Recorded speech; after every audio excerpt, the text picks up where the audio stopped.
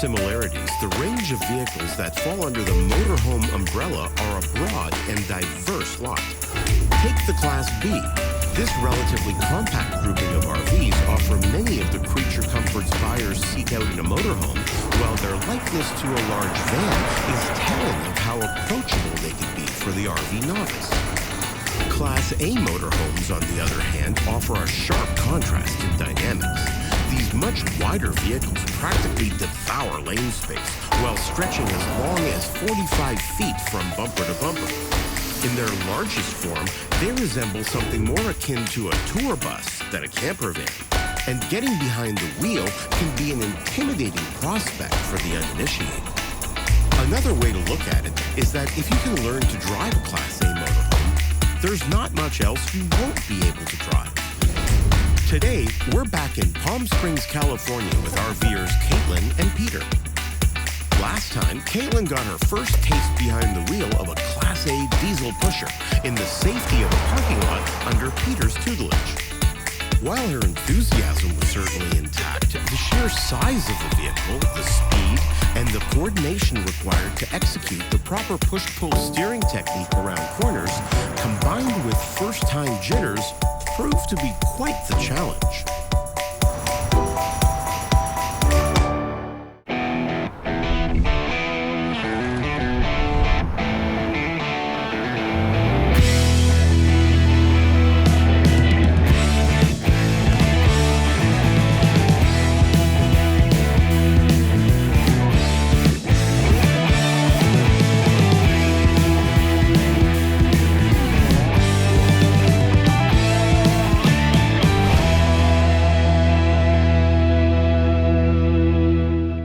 I can usually tell within about the first 20 or 30 seconds if someone's going to get off to a quick start, if they're a real natural.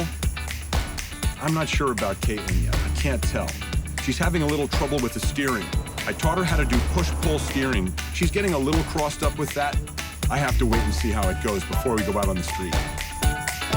Cait's had a bit of a rocky start, but if there's a surefire road to progress, it's called practice.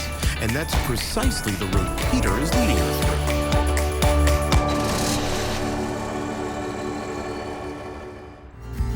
For someone who started off having a fair amount of trouble out of the box, Caitlin stepped it up pretty well here.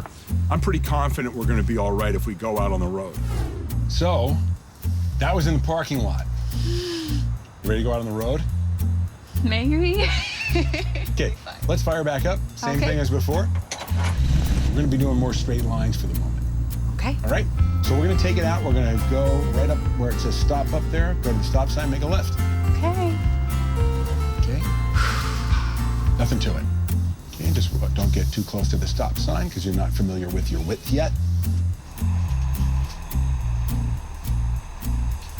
And make this super smooth, just a little throttle and nice smooth push-pull. And you can round this turn right out because you're making a left. Nice and easy. After those rear wheels hump over like that, now you can accelerate out. That's it. Oh my gosh, here we go. You're on the road. Ah! Oh no.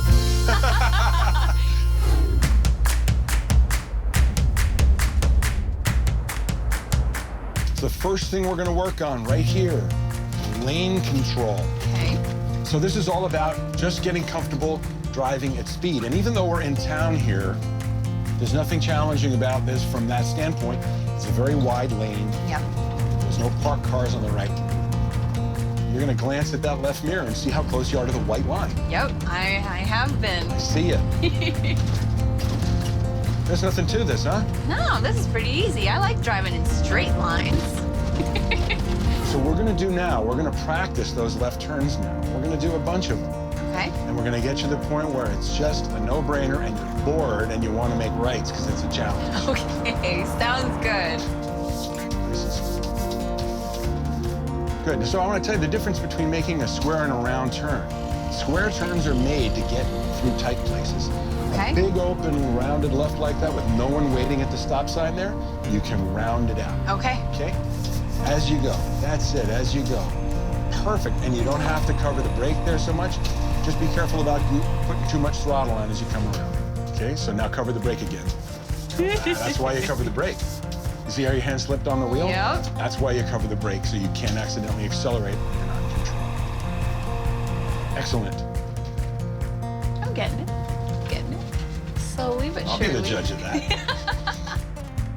Make this as smooth as you can. See how smooth you can be on that steering wheel. And part of that'll be not over-accelerating. That's great. That was the best turn you've made yet. It was very good. Very good.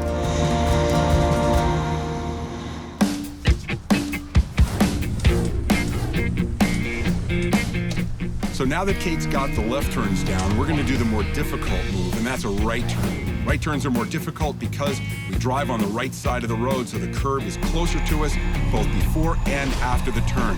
Now we're really going to challenge her and see if she's up to the task. Now I want you to stop at the stop sign here and think about this turn. Now we're on a low traffic road here for a reason, because I want to be able to stop and think about these things. This is a pretty narrow road you're having to turn on Now, here. notice, though, we've stayed away from the right-hand side, correct? And you're going to stick your nose perfectly straight up. But you'll notice we do not have a four-way stop here. So you'll want to inch up a little bit if you can't see well. Keep that foot over the brake.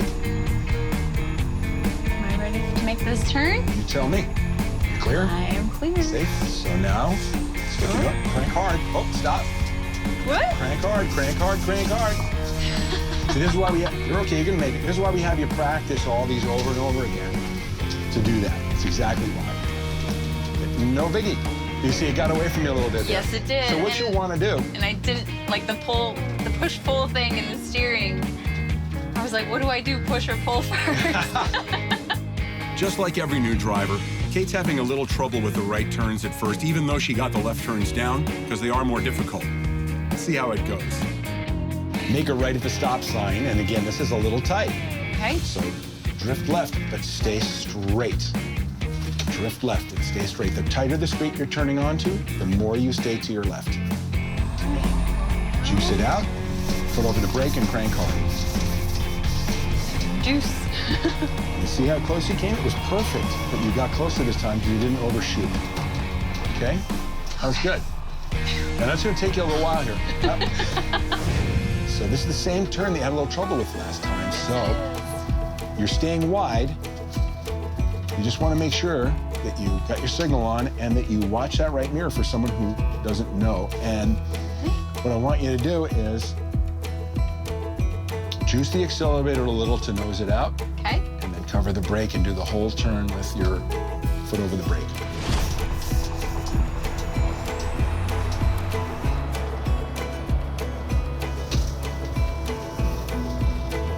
So grade yourself on that one. It was maybe like a B. That was a solid A. Yes. That was awesome. Cute. It was perfect. You covered the brake, you turned at the right point, you turned smoothly and quickly, you watched your mirror, you placed yourself about a foot from the curb. It was perfect. Now she's really getting it. Not only is she hitting the mark, but she's looking in the mirror on the right-hand side, and she knows she got it. That's a sign of real progress. In a normal training situation, obviously, I have many days and weeks with a trainee to have them progress along. Because we wanted to see what Cait could do in one day, we've compressed this, and I have to say that for someone who hadn't driven a motorhome before, ever, hadn't even ridden on one, and also started off a little questioning in my mind as to how well she was going to do, and if we could even get her on the road in the first day, Cait was amazing. She made more progress from that parking lot to the time we finished than probably 90% of the students I've ever taught. She had trouble in the beginning, and then she rallied and did absolutely great. Pull over right on past this car, and you're going to pull over on the right side. Don't get too close to it. That's it. And we're going to slide along right here.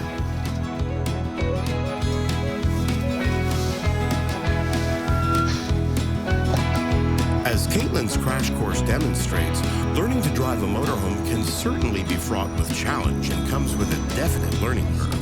But with a competent instructor, an understanding of basic techniques, and lots of practice, anyone with a desire and willingness to learn is equipped with all the tools they need for success.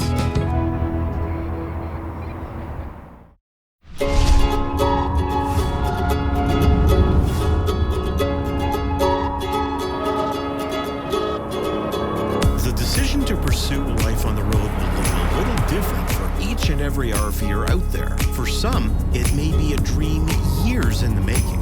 For others, it might come in a moment of inspiration that suddenly snaps everything into focus. I'm Tom. And I'm Caitlin. And we are the Mortons. We've been traveling in our RV since September 2015. We're originally from Michigan, and the idea to hit the road full-time happened one winter when we took a week-long vacation down to Florida. We had a wonderful time in the sun, and when we came back, we flew into Detroit, landed in a blizzard, had to drive our car 2 hours back home in said blizzard. And as we were driving home, we were like, why did we come back? Neither of us really like winter, and we were just like, oh, this isn't what we want. And we drove by an RV dealership, and I turned to her, I said, aren't those things like houses on wheels? Don't people live in those? Didn't really know anything about it, but by the time we got home, we decided we were gonna buy an RV and go south. We knew we wanted to make a change, but we weren't sure what. We knew we wanted to move out of Michigan, but we didn't know where, because we didn't do a lot of traveling besides the 2 weeks of vacation that we had every year. So we really hadn't explored the United States. So when the light bulb went off that an RV could allow us to travel to these places and experience them without fully living there yet, and sort of test them out and immerse ourselves in the community, which this lifestyle allows you to do so well, just to get a glimpse of a different place, a different culture, a different community. And it was just an awesome, eye-opening experience. You can do that with an RV. And once we decided that, it made all the sense in the world for us. Among the host of unknowns many potential full-time RVers face, how to sustain a life on the road financially is sure to be near the top of the list. While some may be fortunate enough to have an existing job that they can perform remotely, for many others, arriving at a solution will require some serious out-of-the-box thinking. In the Mortons' case, what began as a practical way to remain connected with family back home has evolved into a full-time gig as YouTubers sharing their journey with the world.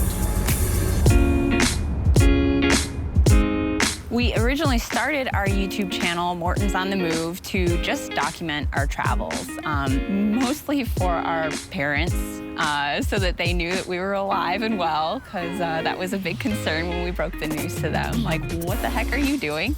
After we started making the YouTube channel, we realized that other people were interested in following our story, and so we just kind of started building it from there and sharing information that we learned along the way.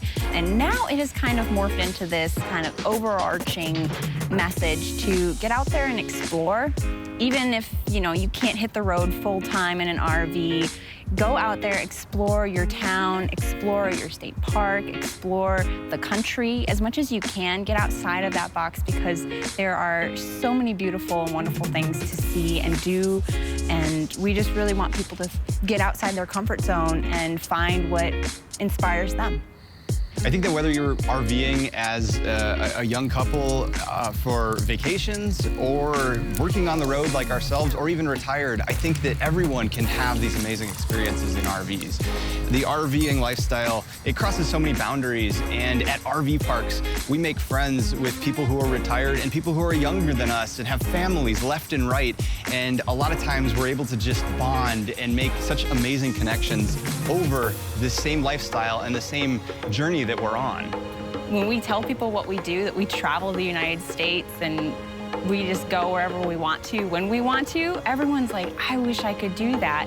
And the truth is, like, anyone can. I mean, we left jobs, we left a house, we had horses, cars, basement full of stuff that we barely ever used. And it was a lot of work to get rid of it, but it is possible. And so for us to share our story, we hope that that inspires other people to do the same thing.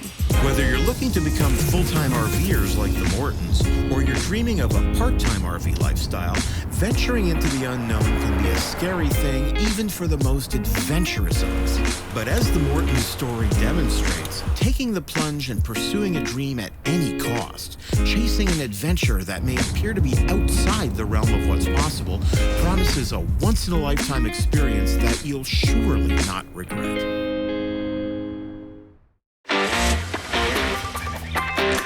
With a variety of electronics, lights, and appliances, powering an RV can be a challenge. So the RV geeks shared their tip on one of the simplest and most effective ways of increasing power efficiency: LED lights.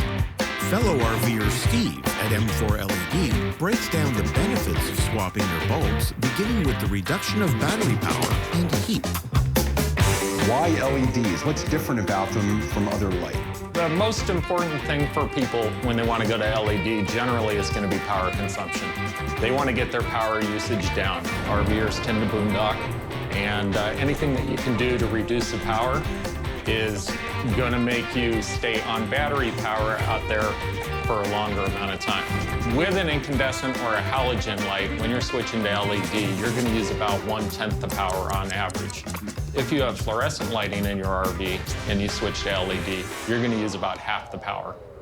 One of the things we've noticed is that halogens particularly get incredibly hot, and LEDs, people talk about power savings, but for those of us who have used them now, we know that the heat is even a bigger issue sometimes, because if we're dry camping or boondocking out in the desert or out off the grid, we don't necessarily have the ability to run the air conditioning as easily. So how much difference is it going to make to have LEDs when it comes to heat? So when it comes to an incandescent or a halogen, they're going to be well over 200 degrees at their surface temperature, whereas an LED will be around 100 degrees. There's still a little bit of heat that's generated. It comes down to efficiency, and the LED is much more efficient. So it is going to create a small amount of heat, but it's going to be substantially less.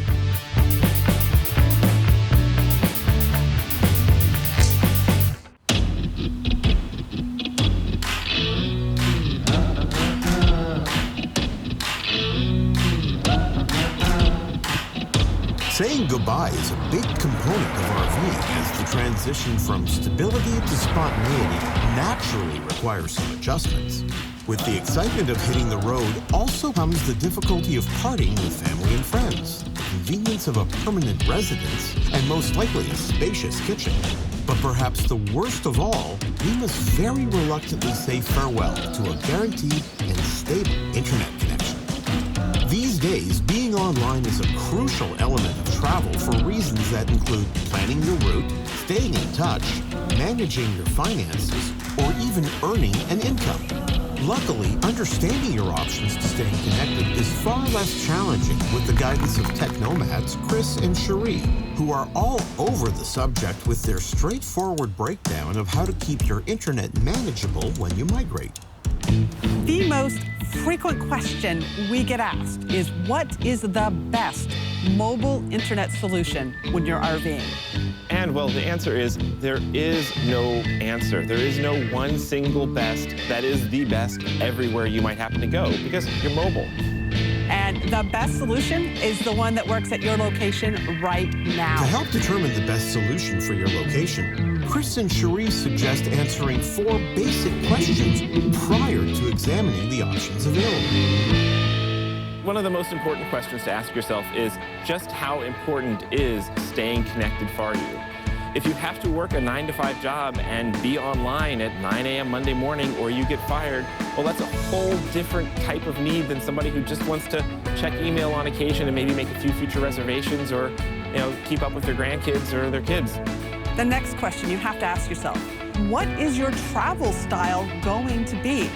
If you're just going to be going to an RV park in a metro area where there's a lot of options and you're going to be staying put, that's a very different problem to solve than someone who's going to be going out into the remote boondocks and boondocking off-grid, far away from cellular towers. And how long are you going to be staying at each location? If you're going to be hypermobile, moving every few days, you're going to probably need more options, because you're going to be having a lot more variability in your life than someone who might be staying somewhere seasonally, where they can optimize for one solution. So if you're setting up for an extended stay, it might make sense to invest in even having cable pulled to your site, or setting up a directional antenna up a mast. But that's the sort of thing you're not going to do if you're just there for a couple days. The next question you need to ask is, what is your budget for this? You've got to look at what your budget is and spend the money wisely on the solutions that you select. And start off simple and add on as you need it, because it just digging yourself into a hole if you throw a lot of money at a problem and you can't even understand the solution to build. And that brings us to the fourth question you really should ask yourself is, what is your comfort with technology? If this stuff intimidates you, keep it simple. But if you like to geek out and it actually gets you excited to do some work to pick up a signal further away than anybody else, have fun doing it, but it doesn't have to be complicated. After you've assessed the degree of importance for having internet, it's time to explore the options of acquiring it. There are 3 basic options that most RVers standardize on.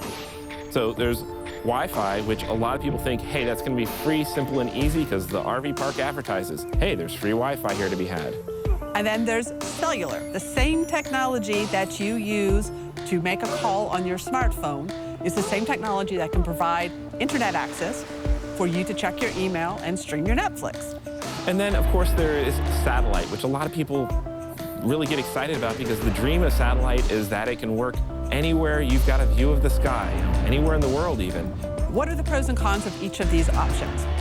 With Wi-Fi, if your RV park offers it, you might be able to get online with it from your site. But there's a lot of downsides to Wi-Fi that might not make it usable for someone who relies on internet access. One of the setbacks of Wi-Fi is often a weak signal, in which case an antenna can be attached to your rig for a stronger connection. Or you can consider option 2. Cellular has a lot of pros going for it. It's available anywhere that your cellular carrier has a tower and the signal reaches you, which is a lot of places these days. But, well, cellular also can suffer from overloaded towers, or there's a lot of complications and limitations with plans that might limit how you actually are able to share that connection with your other devices. And that stuff changes all the time. So you have to pick which cellular carrier you want to use, and there are multiple of them in the US. And you have to pick the gear that you want to use. It could be as simple as hotspotting off your smartphone.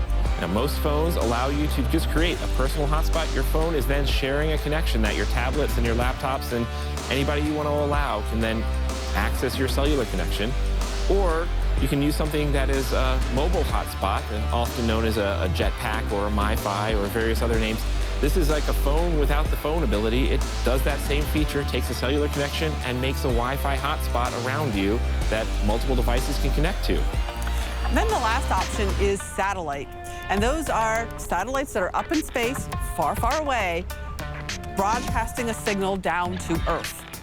Yeah, so the catch with satellite is speed of light actually starts to have an impact. You're communicating with something that's 26,000 miles over the equator, and, well, it takes time for the signal to go there and bounce back down. Or there's other satellites that are lower down in lower orbits, but they're moving rapidly through the sky, so you can't really aim at them easily. To get broadband speeds on satellite, you have to have dishes that are really huge, and that's a lot to carry along in an RV. But if you are way out in the boonies and that is your only option, it's a great option. On the other hand, if you're okay with very, very slow speeds, there are devices that are satellite messengers that are text messaging anywhere in the world at super, super slow speeds. You're not surfing the web, you're not viewing pictures, but you can get out the important messages of like, I'm here safe, or you can share a GPS track, and that works anywhere and are pretty practical.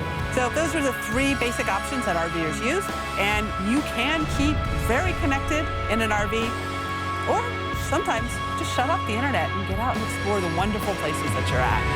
When transitioning to a rolling home, it's likely that your internet connection becomes just as free-spirited as your new way of life, both coming and going unexpectedly. But in addition to these tech-thematic tips, it's also a smart idea to unplug once in a while, step outside, and just recharge.